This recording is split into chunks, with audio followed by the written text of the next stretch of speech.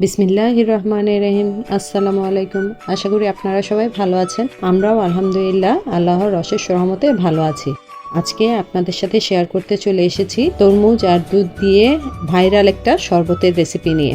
নিশ্চয়ই আপনারা বুঝতে পেরেছেন আমি কি নিয়ে এসেছি। হ্যাঁ, আজকে আমরা শরবতে মোহাব্বত কিভাবে তৈরি করতে হয় সেই রেসিপিটি নিয়ে হাজির হয়েছি। আর বাংলাদেশ ছাড়াও এশিয়ার বিভিন্ন দেশে গ্রীষ্মকালে তরমুজের এই শরবতটি ব্যাপকভাবে রোড সাইড বিক্রি করা হয়। আর এই ভাইরাল শরবতটি খুব সহজে আমরা ঘরে কিভাবে তৈরি করব সেটা আজকে আপনাদেরকে দেখিয়ে দিব। শরবতটি তৈরি করতে আমি এখানে নিয়েছি 1/2 কেজি দুধ আর 2টা স্লাইস তরমুজ।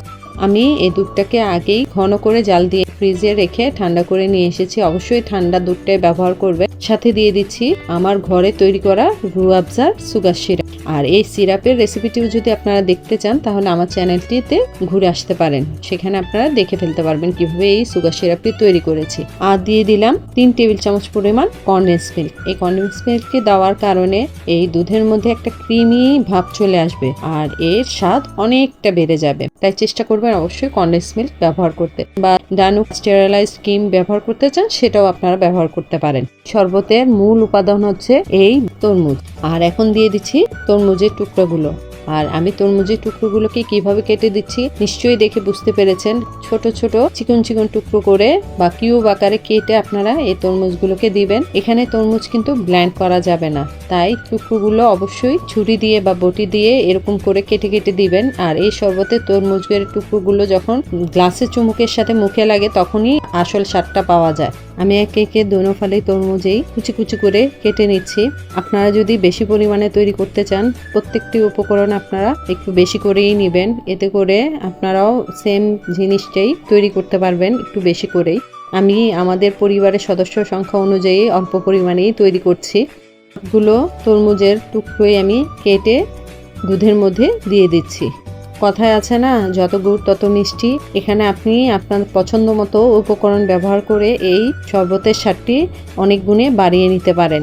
এখন আমি সবকিছু খুব ভালো করে নাড়াচাড়া করে নিচ্ছি আর সাথে দিয়ে দিচ্ছি এই বরফ কুচি। এই শরবতে বেশি পরিমাণ করে বরফ কুচি ব্যবহার করবেন।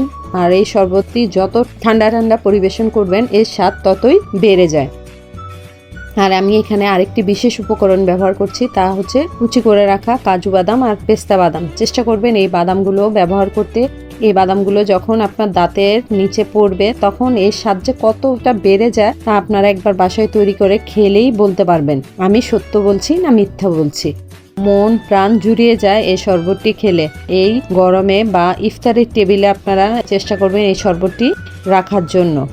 এখন আমি গ্লাসে পরিবেশন করে আপনাদেরকে দেখিয়ে দিচ্ছি এই শরবতটি দেখতে কেমন হয়েছে। কারণ আপনারা তো আর খেতে পারবেন না, অবশ্যই বাসায় এভাবে আমার রেসিপি ফলো করে শরবতটি তৈরি করবেন আর খেয়ে আমাদেরকে কমেন্টের মাধ্যমে জানাবেন আসলে আপনাদের কাছে এই রেসিপি অনুযায়ী শরবতটি কেমন লেগেছে। আপনাদের কমেন্ট আর লাইক শেয়ার কিন্তু আমাদেরকে অনেক বেশি উৎসাহ দেয় নতুন নতুন রেসিপি তৈরি করার জন্য।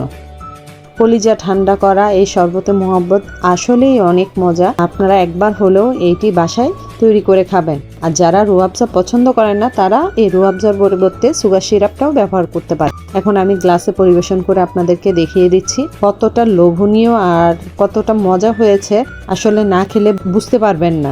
অবশ্যই চেষ্টা করবেন এই রেসিপিটি ফলো করে একবার হলেও এই শরবতটি তৈরি করতে আর আমাদেরকে কমেন্টের মাধ্যমে জানাতে কেমন লেগেছে আমাদের এই শরবতে মোহাব্বতটি। আজকে এই পর্যন্তই, দেখা হবে নতুন কোনো রেসিপিতে। সেই পর্যন্ত সবাই ভালো থাকবেন, সুস্থ থাকবেন। আল্লাহ হাফেজ।